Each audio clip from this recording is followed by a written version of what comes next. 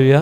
ఇక్కడ అంటాడు, నీటి కాలువ నాటబడిన వాడై తన కాలమందు ఫలమిచ్చు చెట్టు వలె ఉండును అన్నాడు. అంటే ఇక్కడ దేవుని వాక్యము నీటిని మనకు సూచిస్తుంది. అంటే దేవుని వాక్యం అనే నీరు ఎవరైతే త్రాగుతున్నారో వారందరూ కూడా తన కాలమందు ఆకు వాడక ఫలమిచ్చు చెట్టు వలె ఉంటారంట. స్తోత్రం.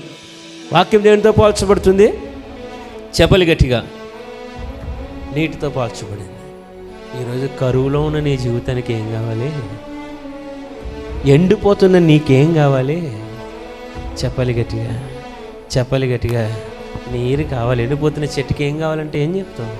నీరు కావాలి అంటాం. ఇప్పుడు ఆత్మీయంగా ఎండిపోతున్నాం, ఆర్థికంగా ఎండిపోతున్నాం, ఆశీర్వాదపరంగా ఎండిపోతున్నాం. ఇప్పుడు నీకేం కావాలో తెలుసా? వాక్యం అనే జీవజల నీరు నీకు కావాలి. స్తోత్రం.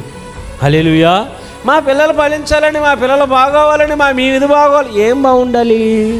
మీరు బాగుండాలి అంటే వాక్యం ముందు మీలో ఫలించాలి. స్తోత్రం. వాక్యం అనే నీటితో మీరు ఉదక స్నానం చేయించుకోవాలి. స్తోత్రం. హల్లెలూయా. దేవునికి మహిమ కలుగును గాక. స్తోత్రం. మరి దేవుని వాక్యం అనే నీరు ఎంతమంది అనుదినము ధ్యానిస్తున్న వారు ఎంతమంది ఉన్నారు? చెప్పాలి గట్టిగా. రోజు మీరు వాక్యం చదువుతారా? మీ పిల్లలు చదువుతారా? వాళ్ళు చదవడం రాలని వాళ్ళు వింటున్నారా? పక్క వాళ్ళు చదవమనైనా వింటున్నారా?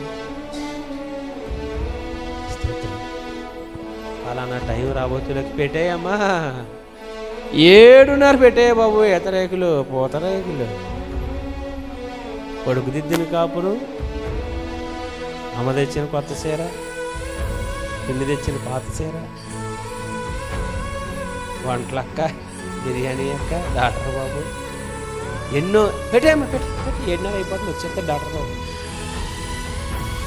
నీకు బాగోకపోతే డాక్టర్ దగ్గరికి వెళ్ళడానికైనా ఒకరోజు ఆలస్యంగా వెళ్తావేమో, కానీ ప్రతిరోజు డాక్టర్ బాబుని చూడకపోతే చాలామందికి అన్నం అరగదంట.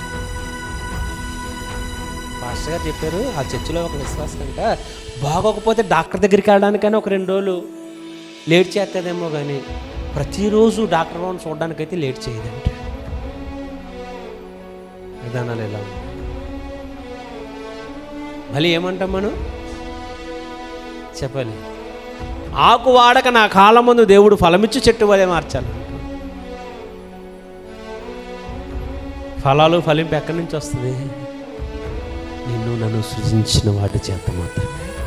దేవునికి మహిమ కలుగును గాక. స్తోత్రం. హల్లెలూయా.